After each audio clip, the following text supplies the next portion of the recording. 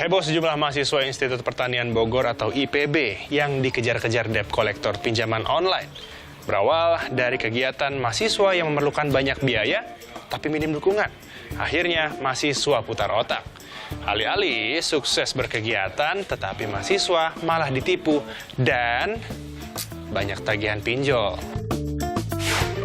Begini nih kronologinya nih, berawal dari kekurangan uang, terus bertemu dengan seseorang yang bermulut manis, menawarkan bisnis jual beli daring dengan komisi 10% dari transaksinya. Berdasarkan data dari Polres Bogor, ada sekitar 311 mahasiswa yang menjadi korban penipuan dengan total kerugian sampai 2,1 miliar rupiah dihitung dari nilai transaksinya saja. Buat mereka para pelajar yang tugas utamanya belajar, tentunya tunggakan ini bukan main-main. Apalagi kita tahu, dengan terlibatnya pinjol ilegal yang bunganya bisa membuat hidup tidak tenang. Mas, buat pinjol ya? Hati-hati, ntar nggak bisa bayar. Apa pesan moralnya?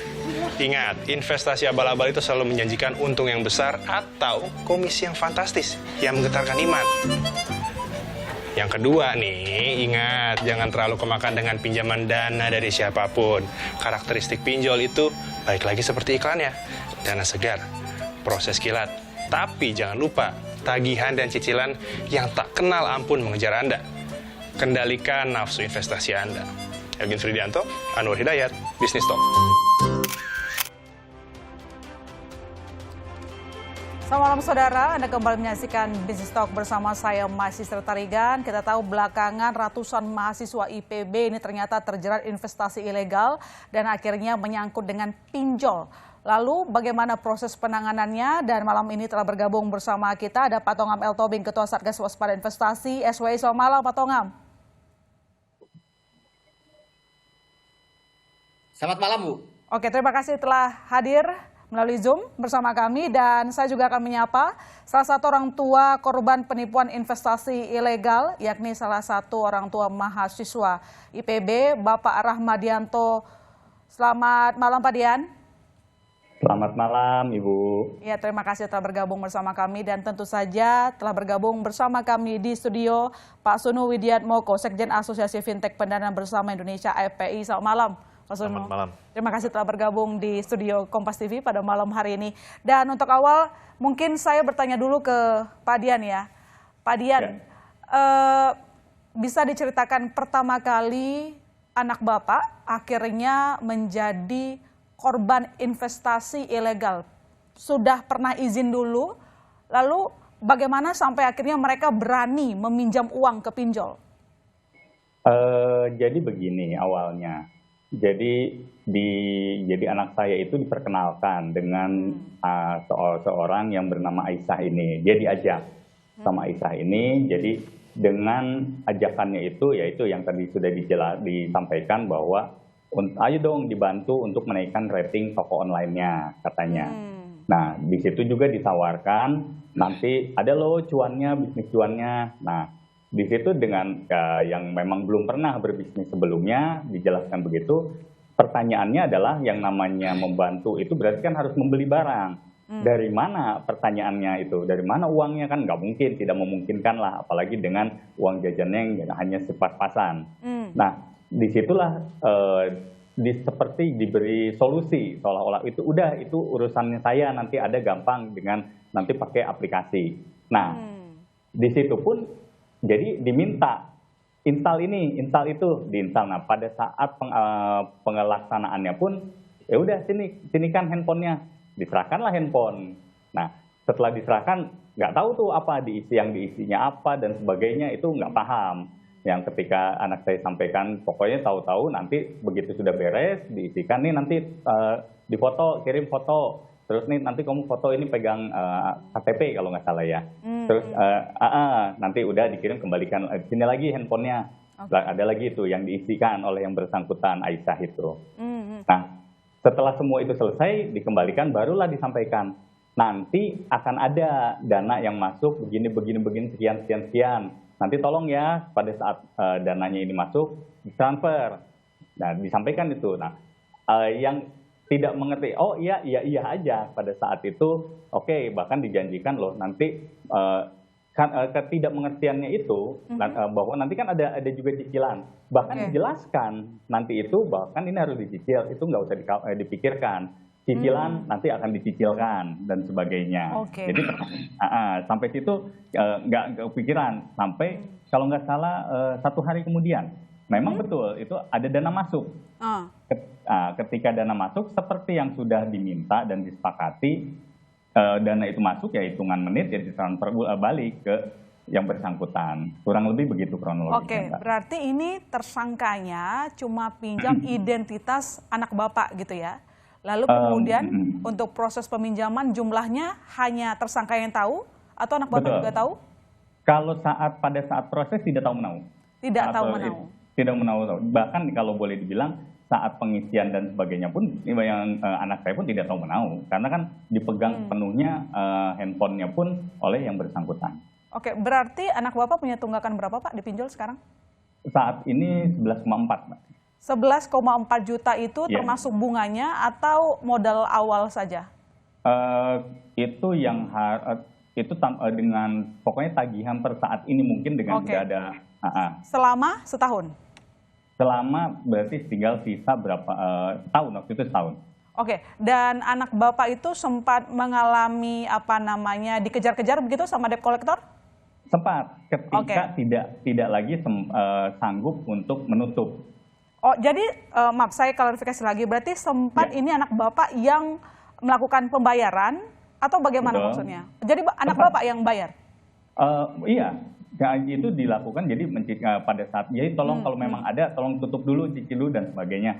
Oh, berarti tidak sesuai janji oleh tersangka gitu ya? Karena awalnya tersangka yang mengatakan nanti dia yang akan membayar cicilannya, tapi kemudian pada prakteknya anak bapak yang membayar. Iya, betul. Selama berapa bulan anak bapak bayar, Pak? Itu 2-3 bulanan itu dia coba terus. Pokoknya dia mengupayakan supaya tidak, karena kan ditakut-takutin dan jadi oleh pihak penagihnya itu kan kalau tidak di ini nanti akan datang ke rumah. Nah itu yang justru dia lebih takutkan. Kalau jadi anak bapak juga takut kalau sampai ketahuan sama bapak gitu ya? Oh iya betul, sama orang yang di rumah itu dia lebih takut lagi. Selama 1 bulan berapa berarti cicilan yang harus dibayar sama anak bapak? Saat itu sekitar hampir 500-an, 400, hampir 500-an. Per bulan? Ya. Oke, baik. Nanti saya lanjut lagi ke Pak Dian ya. Saya ke Pak Tongam kalau gitu. Pak Tongam, ini kan sebenarnya korbannya itu lebih dari 300, tetapi mayoritas merupakan mahasiswa IPB, begitu ya Pak.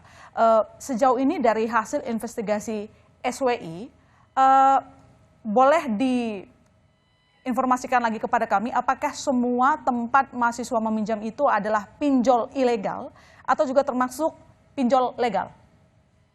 Ya, pertama-tama ingin kami sampaikan bahwa kasus penipuan yang ada di Bogor ini adalah penipuan berkedok toko online. Toko online, Tidak ada kaitannya dengan pinjol atau kaitan dengan perusahaan pembiayaan. Karena memang penipuan itu dilakukan dengan mengambil pinjaman secara legal tentunya. Dan tempat peminjam atau pemberi pinjaman itu adalah 3 perusahaan pembiayaan yang mempunyai izin dari OJK dan 1 perusahaan pinjaman online atau peer-to-peer lending.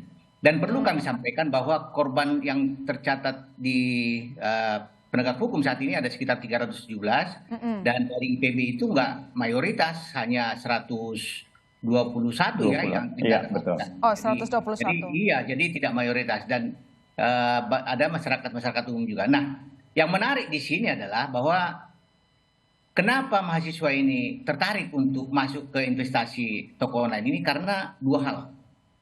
Yang pertama, langsung mendapatkan cashback atau komisi 10% dari setiap transaksi.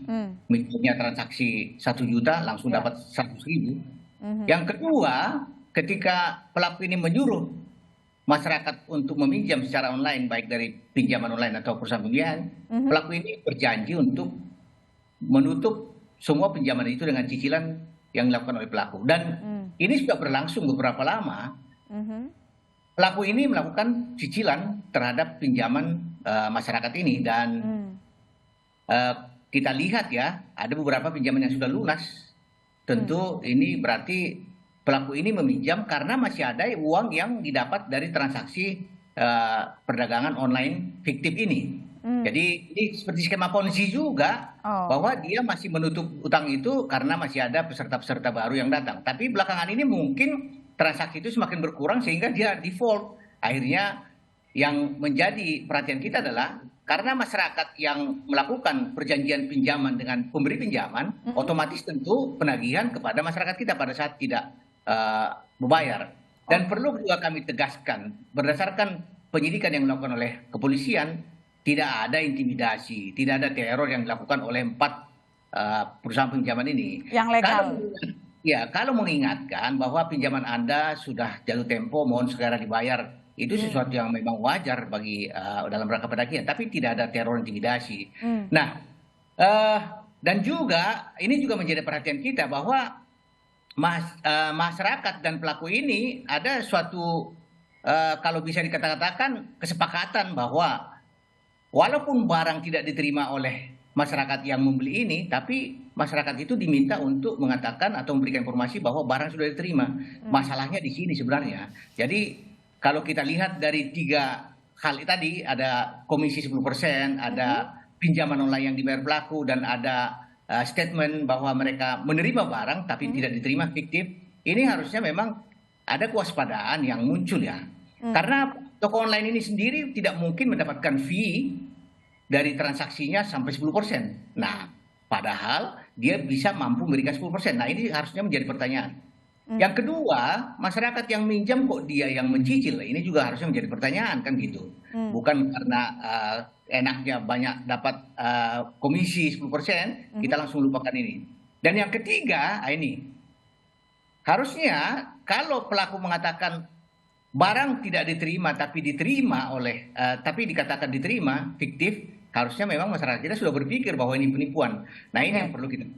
Dan perlu kami sampaikan bahwa data dari penegak hukum kerugian itu mencapai 2,3 miliar, tetapi kalau kita lihat di mahasiswa IPB ini kerugian dari 121 ya, mahasiswa itu adalah sekitar 600 juta dan sudah banyak juga yang dilunasi tentunya oleh pelaku ini. Oke, saya mau konfirmasi sedikit dulu Pak Tongam, dari 3 yang sudah ada izin OJK, pembiayaan, kemudian 1 peer-to-peer lending, apakah di 4 ini ada tempat mahasiswa meminjam uang?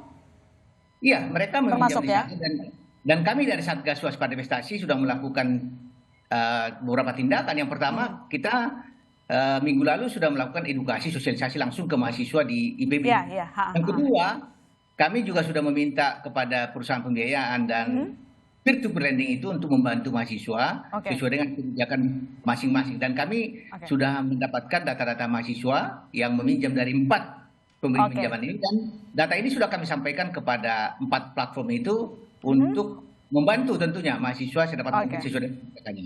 Oke, baik. Terima kasih Pak Tongam. Nanti saya lanjut ke Pak Tongam. Saya ke Pak Sunu begitu. Pak Sunu, ini merupakan keterangan dari SWI bahwa 3 lembaga pembiayaan sudah dapat izin OJK, berarti legal, kemudian 1 peer-to-peer lending. Pertanyaan saya begini sederhana Pak. Bagaimana ada, ini konfirmasi ya bentuknya, bagaimana ada perusahaan pembiayaan dan juga peer-to-peer lending yang legal memberikan pinjaman uang kepada mahasiswa yang mayoritas pasti belum bekerja juga? Boleh Anda konfirmasi itu Pak? Ya, jadi begini, salah satu syarat untuk pemberian pinjaman itu yang pasti adalah KYC, jadi identitas dari seseorang. Nah, mengenai apakah dia bekerja atau tidak, itu tidak terlalu menjadi pertimbangan utama. Tapi? Nah, dalam hal ini karena bentuk dari pinjaman dari peer-to-peer lending atau digital loan itu banyak bentuknya. Even kita juga ada yang pemberian pinjaman kepada mahasiswa. Karena pemberian pinjaman kepada mahasiswa diperlukan pada saat dia untuk menutupi kekurangan, biasanya kan sering terjadi. Jadi sebetulnya bukan masalah tidak ada source of payment, tapi yang pasti identitas dari si peminjam itu jelas, itu adalah salah satu kriteria utama. Kemudian yang kedua adalah scoring. Nah, scoring ini adalah terkait dengan apakah peminjam tersebut, mahasiswa tersebut, apakah pernah dia meminjam dan tidak bisa membayar di platform yang lain. Nah, saya bisa yakinkan kalau itu anggota kami, dia memiliki akses kepada fintech data center, di situ adalah database transaksi peer-to-peer lending, apabila ada mahasiswa yang misalkan apply kepada platform tersebut kemudian waktu dicek di FDC catatannya tidak bagus, maka tentu saja akan ditolak. Nah, yang bisa kita sampaikan di sini artinya pemberian pinjaman itu sudah didasarkan kepada checking kepada FDC dan pinjaman itu diberikan. Jadi dalam hal ini salah satu dari platform tersebut adalah memang anggota kami, AFPI. Tentu saja dia sudah melakukan sesuai dengan ketentuan yang ada. Jadi tidak ada yang salah dalam hal ini. Oke, jadi menurut Anda kesimpulannya kalau sampai ada mahasiswa yang diberikan pinjaman, misalnya dari peer-to-peer lending tersebut, ya adalah mahasiswa yang selama ini mungkin sudah biasa meminjam tetapi memiliki skor yang baik begitu ya. Ya. Nanti saya akan konfirmasi pernyataan dari Mas Sunu ke Pak Tongam tentu saja. Jangan kemana-mana saudara, Bisnis Talk masih akan segera kembali.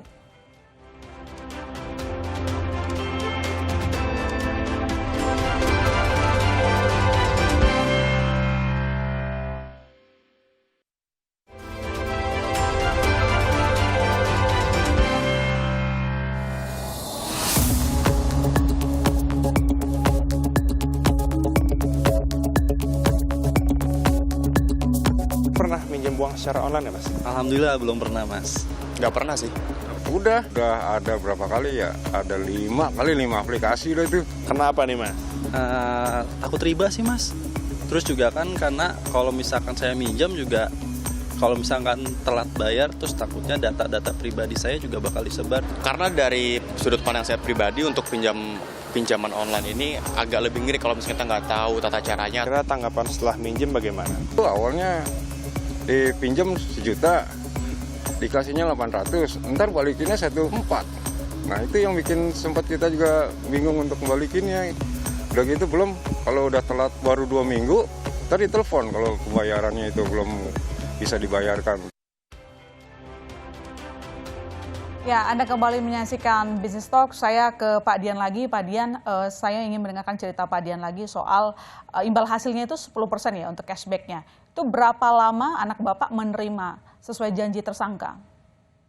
Itu yang sudah jelas itu hanya pas 1 kali.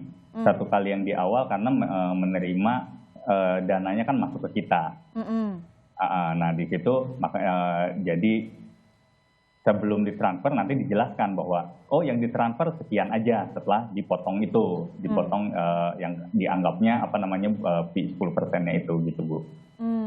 Berarti cuma ya, dan juga saya sedikit tadi mencoba untuk sedikit mengklarifikasi, jadi tidak juga bahwa sudah pernah melakukan pinjaman sebelumnya di ini. Enggak, sama sekali enggak. Bahkan untuk beberapa aplikasi itu baru diinstalnya aja baru gitu. Memang jadi kalau dibilang apakah clear, jamin clear karena saya komunikasi dengan beberapa korban lain pun yang mereka baru melakukan seperti ini. KTP aja beberapa orang baru punya gitu. Oh, berarti dari keterangan para orang tua untuk mahasiswa IPB yang jadi korban semuanya baru menggunakan peminjaman uang di pinjol. Iya, mahasiswa IPB dan yang lebih banyak lagi itu ya yang tadi Pak Tongam bilang yang di luar IPB. Memang itu banyak sekali. Tapi rata-rata karena kalau dilihat range usianya itu kalau saya lihat sendiri sampai aduh ini umuran anak saya yang memang baru lulus SMA masuk kuliah gitu. Baru dapat KTP juga ya? Baru dapat KTP. Oke, saya konfirmasi dulu deh ke Pak Sunu, boleh apa yang bisa Anda jelaskan soal yang disampaikan oleh Pak Dian tersebut? Dari situ jelas bahwa dia belum pernah meminjam. Jadi kalau seandainya ada platform resmi yang mengajukan kepada FDC, Fintech Data Center, tidak ada rekam jejak negatif terhadap orang tersebut. Sangat wajar apabila orang tersebut akhirnya diberikan pinjaman karena dia tidak pernah meminjam sebelumnya. Nah, dalam hal ini terkait dengan kasus ini, sebetulnya Fintech peer-to-peer lending atau pinjaman online atau buy now pay later product itu sebetulnya adalah korban. Karena sebetulnya wrongdoing yang ada di sini, pelanggaran hukum yang ada di sini adalah penipuan terhadap orang yang meminjam dengan menggunakan kedok e-commerce sebagai itu kalau kita ngomongin soal pinjol legalnya begitu ya. Saya ke Pak Tongam. Pak Tongam, untuk sejauh ini selain kita sudah melihat bahwa jumlah korbannya, kemudian satu tersangka juga sudah ada ya yang ditetapkan di Polres Bogor. Nah, untuk yang tadi disampaikan oleh Pak Sunu ini kan juga berkaitan dengan e-commerce begitu ya Pak. Sejauh ini bagaimana proses investigasi ke sana? Ya tentu ini ada platform ya e-commerce yang dilakukan oleh pelaku ini sebagai alat untuk melakukan transaksi penipuan, dan ini kewenangannya ada di otoritas yang lain tentunya. Tetapi yang pasti adalah bahwa ini hanya kedok dia saja sebenarnya melakukan perdagangan seperti itu, karena diduga memang dia tidak ada barang di sana tentunya, hanya bagaimana dia mencari mahasiswa dan masyarakat untuk mendapatkan pinjaman secara online untuk kepentingan pelaku ini. Jadi ini hanya kedok untuk melakukan penipuan dengan pinjaman online. Nah, di sini juga perlu kita cermati bersama bahwa ini berlangsung cukup lama juga, hampir setahun ya. Iya.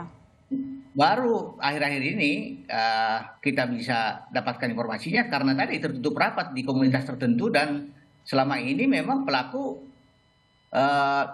melakukan pencicilan-cicilan itu, dan dia melakukan apa yang dijanjikan. Nah, oleh karena itu perkara ini muncul karena memang pelaku tidak mampu lagi membayar cicilan, dan pemberi pinjaman tentu menagih kepada peminjam. Nah, ini juga menjadi perhatian kita semua ya, karena tidak mungkinlah begitu mudahnya kita mendapatkan uang tanpa bekerja. Dengan cashback 10% itu sangat besar sebenarnya tanpa kita melakukan apa, tapi kita ditipu dengan melakukan perjanjian untuk kepinjaman online tadi. Dan juga yang kedua adalah memang ini menjadi literasi digital ya. Data-data kita, data pribadi terutama, itu harusnya memang kita keep, kita tidak serahkan kepada orang lain untuk dalam hal apapun. Nah, ini banyak sekali masyarakat kita menyerahkan untuk mengisi aplikasi dengan menyerahkan data-data pribadi tentunya, yang menjadi masalah di kemudian hari bagi ini para mahasiswa dan masyarakat ini. Oke, Pak Tongam, saya mau nanya ini Pak, satu lagi soal ketika ada satu peer-to-peer lending legal yang memberikan pinjaman kepada mahasiswa meski mahasiswanya itu tidak menerima barangnya, begitu. Sejauh ini dari investigasi SWI, itu barang yang dipinjam, barang yang dibiayain oleh peer-to-peer lending tersebut apa Pak? Iya, banyak ragamnya, seperti misalnya ada casing handphone ya, yang memang dibeli secara fiktif oleh masyarakat di toko online ini. Kemudian ada dua modus yang dilakukan untuk mendapatkan pinjaman dari pelaku ini. Yang pertama dengan modus jual barang tadi melalui toko online. Kemudian masyarakat yang membeli menyampaikan informasi pada platform bahwa barang sudah diterima, sehingga uang masuk ke pelaku. Yang kedua modusnya adalah masyarakat ini langsung meminjam dari platform pemberi pinjaman, setelah masuk ke rekening dia langsung ditransfer ke pelaku ini, karena janjinya pelaku ini akan bayar cicilan itu, dan mahasiswa atau masyarakat ini mendapat cashback langsung 10%. Nah, memang sangat menarik ini. Oke, saya nanti perdalam lagi dengan Pak Tongam. Saya ke Pak Dian kalau gitu. Pak Dian, selama anak Bapak jadi korban investasi ilegal begitu ya, apakah Anda sempat curiga dengan apa? Kadang kan orang kalau tertekan semangatnya di rumah juga kelihatan gitu ya, sedih dan segala macam. Anda melihat itu tidak di anak Bapak? Sebelum akhirnya ketahuan gitu kalau dia jadi korban investasi bodong. Iya, yang jelas memang terlihatnya itu memang tingkat stresnya yang kelihatan ya. Hanya memang pada saat itu dia tutupi dengan bahwa aduh ya soalnya dengan banyaknya tugas kuliah. Jadi selalu ketika itu pun ditutupinya, iya ini lagi ada tugas kuliah, udah deh. Biasalah anak-anak selalu menutupinya dengan begitu. Nah, di situ tidak ada kecurigaan sama sekali bahwa arahnya itu ke sana, ke mengenai investasi ini. Nah, termasuk bahwa dia sering minta keluar itu sebentar ya, mau ada perlu dulu, tiba-tiba pokoknya dadakan pergi, yang saya nggak bisa karena ternyata ada janjian ini ada untuk nyerahin tugas, ada mengerjakan kertom dan sebagainya. Yang ternyata belakangan saya tahu ketika semua ini sudah terbuka bahwa yang bersangkutan, saya bilang bahwa ya daripada si DC-nya datang, jadi janjian ketemunya di mana. Jadi artinya memang saya juga mau sedikit menambahkan info juga ke Pak Tongam. Memang betul Pak bahwa banyak yang di sini yang sudah sudah lunas, tapi sebetulnya yang sudah lunas itu mungkin bisa jadi yang awal-awal. Nah, Ponzi. itu yang kalau Ponzi yang awal-awal itulah mereka yang nantinya itu ketika dilihat tuh si Anu. Nah, tapi yang berikutnya yang apakah ada lagi yang juga sudah lunas saat ini pun banyak. Tapi mereka melunasi dengan dananya sendiri, termasuk ada beberapa yang saya ngobrol korban itu sampai si anak itu jual motor, jual laptop. Intinya kalau misalnya tidak ada intimidasi, betul fisik. Karena yang sebetulnya yang lebih bikin stres itu buat anak-anak usia itu dan termasuk anak saya kalau yang saya lihat itu datangnya tagihan-tagihan melalui WhatsApp, salah satu aplikasi chat ataupun juga pokoknya yang melalui tulisan itu yang memang bukan yang sangat kasar dan sebagainya, tapi ketika dibenturkan dengan akan datang ke rumah, akan laporkan, nanti saya sebarkan ini dan sebagainya, itu sudah stres. Tingkat stres anak itu langsung. Jadi berpikir gimana caranya bisa tertutupi, baik minjem ke kawan, baik kalau yang ada barang dia jual dan sebagainya. Tapi itu yang terjadi. Jadi apakah ada yang lunas? Betul. Nah, yang saat ini lunas, saya udah bilang, nggak bisa berharap bahwa anda ini, kalian ini anak-anak untuk dikembalikan. Boro-boro yang uang kalian yang harusnya dia cicilin aja nggak dicicil, itu yang saat ini terjadi. Jadi kalau apakah dilunasi? Betul, hanya jangan salah, bukan pelaku itu menutupi, tidak sama sekali. Dan itu ada sangat banyak yang bahkan dari awal tidak dicicil sama sekali. Oke, baik, saya ke Pak Sunul begitu, Pak Sunu, saya ke yang legalnya dulu begitu. Kalau kasusnya seperti ini begitu ya, mahasiswa juga nggak dapat barang begitu, tapi mereka kemarin-kemarin harus membayar tunggakan yang dibuat oleh pelaku. Kalau seperti ini ada kemungkinan bahwa mahasiswa tidak perlu melunasi barang-barang yang mereka tidak miliki atau gimana, Pak? Nah, jadi gini, kalau peer-to-peer lending itu kan tetap kita tuh hanya platform, yang memiliki dana adalah lender atau pemilik dana. Dalam kasus seperti ini atau kasus-kasus yang mirip, itu biasanya kita sampaikan kepada pihak lender, pemilik dana, bahwa ini ada permasalahan penipuan. Nah, yang kita usulkan biasanya kita minta relaksasi, apakah itu perpanjangan tenor supaya dengan dicicil supaya bisa diselesaikan sesuai dengan kemampuan. Nah, tapi tetap itu keputusannya ada di lender. Jadi kita sebagai platform kita convey harapan dari peminjam, kalau disetujui oleh si pemberi pinjaman, dan itu bisa di restructure. Most cases kalau sudah terkait dengan kriminal, bencana alam, meninggal, itu biasanya ada restrukturasi seperti pada umumnya lembaga jasa keuangan. Oke, kalau gitu kita tanya ke regulator begitu. Pak Tongam, ini kan tadi saya ke Pak Sununya soal yang legal, tapi kan ini juga banyak juga yang terjebak di ilegal. Apakah dari kasus ini, di mana saya spesifik dulu soal mahasiswanya gitu ya, yang belum punya penghasilan, apakah mereka bisa terlepas 100% untuk tidak perlu membayar tunggakan yang mereka sendiri tidak menikmati itu, Pak Tongam? Iya, karena memang pinjaman itu atas nama mereka dan hutang harus dibayar ya. Karena di satu sisi pinjaman yang disalurkan oleh perusahaan pembiayaan dan peer-to-peer lending itu adalah milik orang lain tentunya yang harus dipertanggungjawabkan oleh platform itu.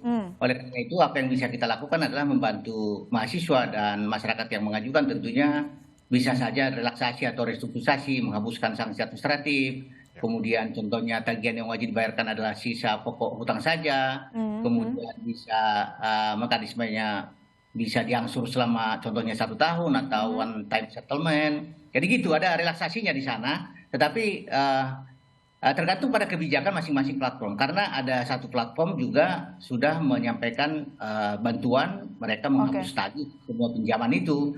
Tapi kan 3 platform lagi kan berbeda-beda kebijakannya. Tapi itu yang untuk fintech legal. Tapi yang ilegal memungkinkan tidak, Pak, kalau mereka lepas dari cicilan tersebut? Kebetulan ini yang legal ya. Kalau ilegal, jadi gini, ilegal sedapat mungkin memang kita sampaikan ke masyarakat jangan akses ke sana. Karena apa?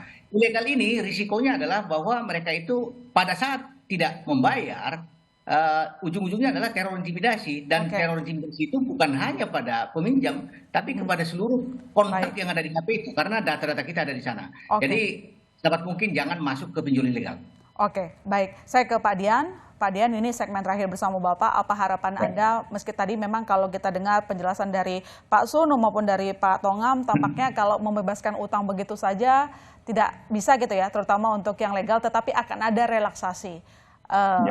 Apakah Anda cukup dengan jawaban tersebut atau Anda punya permintaan lain? Silakan. Ya, jadi kalau kita berbicara harapan, Bu ya, kami sendiri menyadari bahwa bahwa bagaimanapun memang ini adalah suatu hutang, yang mana dalam agama pun hutang memang harus dibayar. Ya.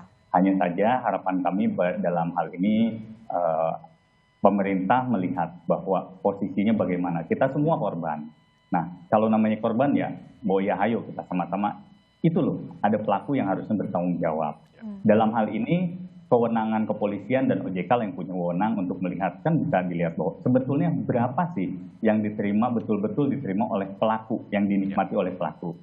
Kalau memang harus dikembalikan, dari 1 juta kan pelaku dapat 10%-nya. Oke, akan kami kembalikan yang memang diterima, yang 10% itu kami semua sepakat, akan kami kembalikan. Tapi ketika harus menanggung seluruhnya, loh kan kita sama-sama korban, pelakunya ada tuh loh. Kan saat ini pun sedang ditangani oleh Polres. Mereka bisa membuka semua kemana aja sih. Apakah memang betul hanya yang menerima itu dia sendiri? Kan bisa dilihat semua. Transfernya kemana kan bisa dibuka semua. Kalau kita nggak bisa. Tapi pihak OJK, pihak polisian saya yakin akan mereka menyelidiki sampai situ. Mudah-mudahan insya Allah. Oke, nanti pernyataan Bapak ini saya minta dijawab oleh Pak Tongam di segmen berikutnya.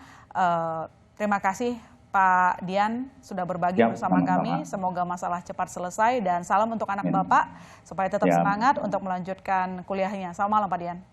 Selamat malam. Assalamualaikum warahmatullahi wabarakatuh. Waalaikumsalam warahmatullahi wabarakatuh. Dan saudara, kami masih akan lanjutkan diskusi ini. Jangan kemana-mana.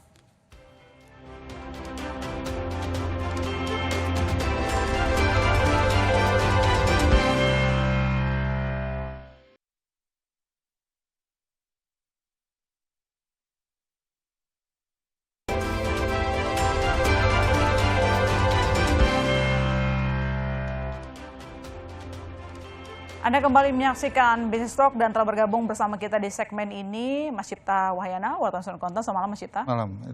Oke, Mas Cipta tadi tentu sudah mendengarkan perbincangan cukup panjang terutama dengan orang tua korban, salah satu mahasiswa di IPB.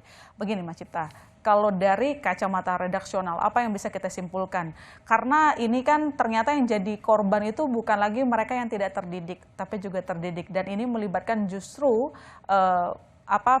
pinjol legal maupun perusahaan pembiayaan yang legal. Silakan. Ya, pertama gini, kita sih melihat fenomena ini sebenarnya fenomena yang pasti akan berulang. Jadi yang namanya penipuan investasi, pinjol ilegal dan juga penipuan yang lain itu pasti akan berulang. Karena sebenarnya istilahnya hukum besi ekonomi itu kan selama ada permintaan, ada orang yang butuh uang dan juga lengah, pasti akan ada orang yang memanfaatkan. Itu pasti akan berulang. Dan kita bisa lihat datanya Pak Tongam ya bahwa misalnya Pak Tongam udah nutup 4.000 lebih. 4.352. Lalu kerugian investasi bodong tahun lalu aja 109 triliun. Angkanya terus naik. Jadi sebenarnya ini pasti akan terus-menerus meningkat dengan adanya digitalisasi. Nah memang tanggung jawab kita bersama untuk mengurangi ini. Nah pertanyaan sebenarnya yang menarik itu kenapa sekarang misalnya muncul mahasiswa. Kasusnya begitu ya. Nah sebenarnya ini juga hal yang sebenarnya tinggal menunggu waktu sih. Karena begini, kalau kita lihat struktur ekonomi kita, demografi kita itu memang pelaku ekonomi akan semakin muda. Itu sensus 2020 sudah menunjukkan bahwa milenial itu sampai 70 juta. Itu bahkan kalau ditambah dengan Gen Z, itu jumlahnya bisa 52%. Lalu data OJK, misalnya kita bicara tentang investor. Investor sekarang pasar modal berapa? 6 juta. Dan jangan salah, 52% usianya di bawah 30 tahun. Nah artinya memang di sini terlihat kita disadarkan lagi bahwa kita sekarang bicara bonus demografi, tapi sebenarnya ada efek lain bahwa ini anak-anak muda, pelaku-pelaku ekonomi termasuk konsumen finansial akan semakin muda. Itu sebenarnya sudah disadari banyak perusahaan merasakan, semua konsumen semakin muda. Nah ini mereka ini terekspos. Nah kebetulan ini ketemu nih, karena ciri-ciri mahasiswa, anak muda itu kan satu, dia adopsi teknologinya cepat, termasuk digitalisasi produk ini. Yang kedua, mungkin dia lebih impulsif, kurang wise lah maksudnya. Lalu yang ketiga, ciri yang mungkin umum muncul adalah BU atau istilahnya butuh uang. Nah itu yang kemudian dimanfaatkan. Nah ini sebenarnya fenomena ini yang terus pasti akan menjadi istilah perjuangan kita bersama. Nah ini yang menjadi, kalau bicara solusi ya kalau boleh nyambung ya, sebenarnya di sini ya artinya kita bicara lagi literasi, tapi fokus ke anak muda ini harus semakin ditingkatkan. Dan dalam hari ini kampus harus menjadi wake up call ya, kampus harus aktif di sini mengambil. Jadi jangan cuma pelatihan organisasi, keagamaan, tapi sisi finansial juga harus diedukasi supaya mahasiswa ini tadi ya bisa mewaspadai, mengantisipasi ini penipuan dan sebagainya. Jadi harus dilatih juga begitu. Oke, Dan baik. kita siap dukung lah Sebastian. Ya. Sebenarnya kemarin OJK juga akibat kejadian ini, kemarin OJK, SWI itu juga melakukan edukasi ya, Pak Tongam, ke IPB, tapi semoga tidak berhenti di IPB berarti ya. Kita akan mulai dari mahasiswa yang sekarang struktur ekonomi memang semakin mudah, tapi sebelum saya bicara data Pak Tongam, supaya menyambung pernyataan dari Pak Dian tadi. Pak Dian tadi sangat berharap bahwa regulator bisa membantu mereka karena mereka mengatakan kamilah korbannya. Apa harapan yang bisa diberikan oleh SWI kepada mereka, Pak Tongam? Iya, kami tentu sudah koordinasi dengan 4 platform ini ya, terutama dalam membantu mahasiswa, dan mereka sependapat dengan kami bahwa mahasiswa ini, terutama mahasiswa IPB yang mengajukan permohonan itu bisa dibantu. Kami juga sudah mendapatkan dari salah satu platform yang menjadi penyedia pinjaman itu sudah melakukan hapus tagih kepada mahasiswa yang menjadi peminjamnya, itu salah satu platform. Kemudian platform lain juga sudah berjanji menghapus sanksi administratif, denda, bunga, dan hanya membayar sisa pokok hutang saja. Nah, ini juga menjadi hal yang membanggakan kita tentunya. Dan dari 2 platform lagi kami masih nunggu. Yang menjadi perhatian juga kita bahwa perusahaan-perusahaan pembiayaan ini dalam hal pinjaman itu macet atau tidak bisa dibayar sesuai dengan jangka waktu yang ditentukan, itu ada di SLIK tentunya, Sistem Layanan Informasi Keuangan yang ada di OJK atau daftar hitam ya.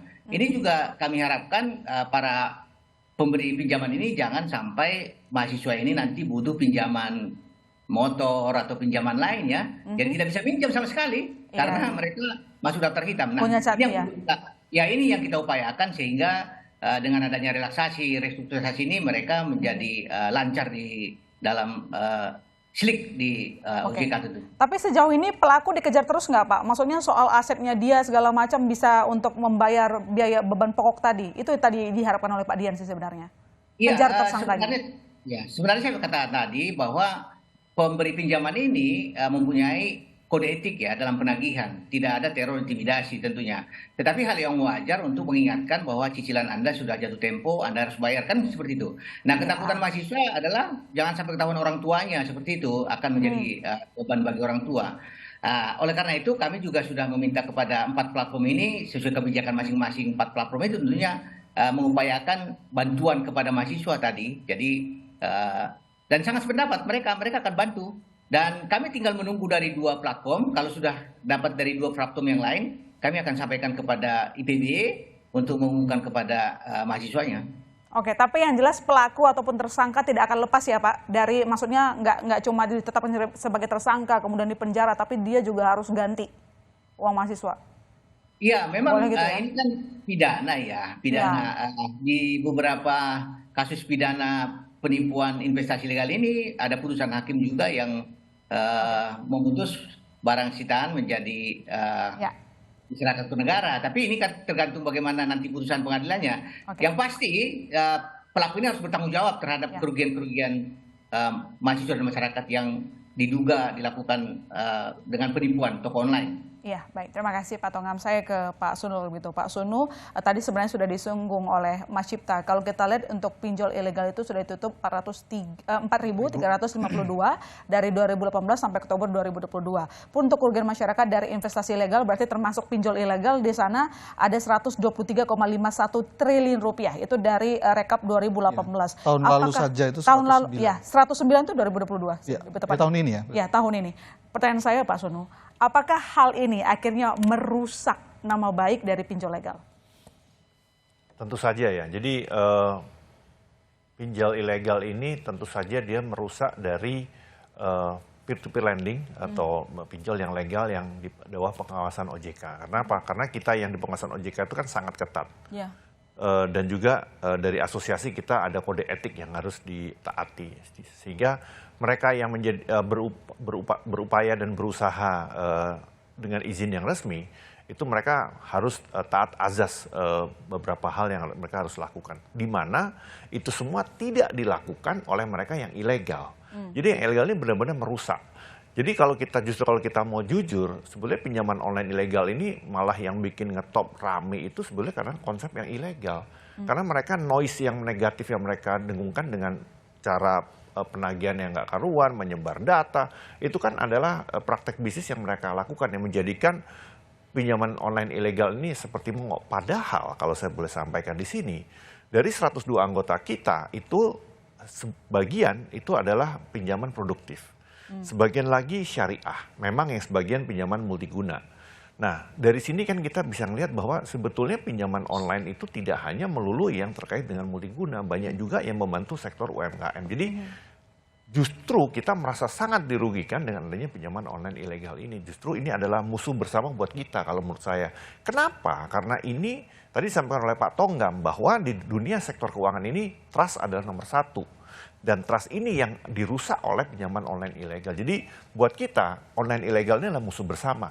Memang ini sudah terjadi bertahun-tahun. Kenapa? Karena infrastruktur undang-undang kita belum ada untuk polisi bisa langsung menangkap. Ini under undang-undang ITE delik aduan. Sekarang sudah ada undang-undang perlindungan data pribadi.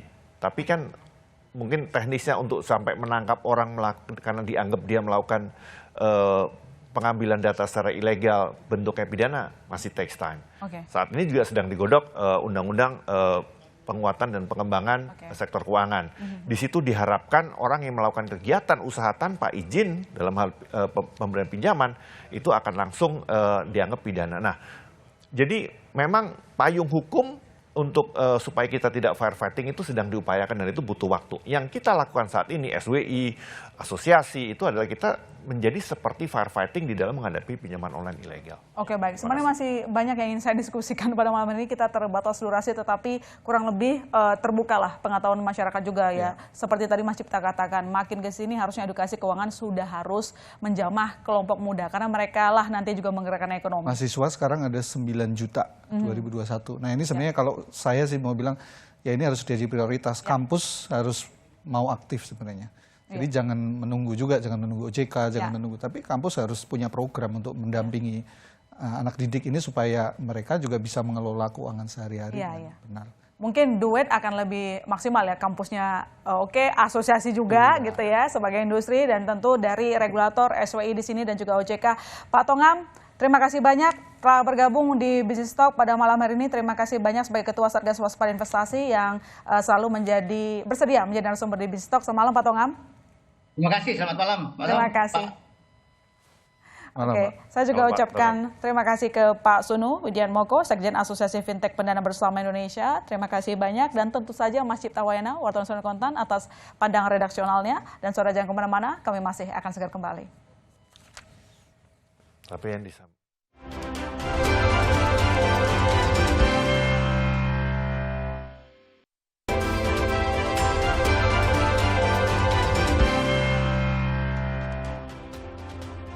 Ratusan mahasiswa yang jadi korban investasi ilegal menjadi wake up call bahwa tidak hanya mereka yang tidak terdidik yang selama ini jadi korban, tetapi juga mereka yang terdidik. Sudah saatnya literasi keuangan harus konsisten dijalankan. Saya masih Tarigan undur diri. Sampai jumpa di Business Talk Selasa depan.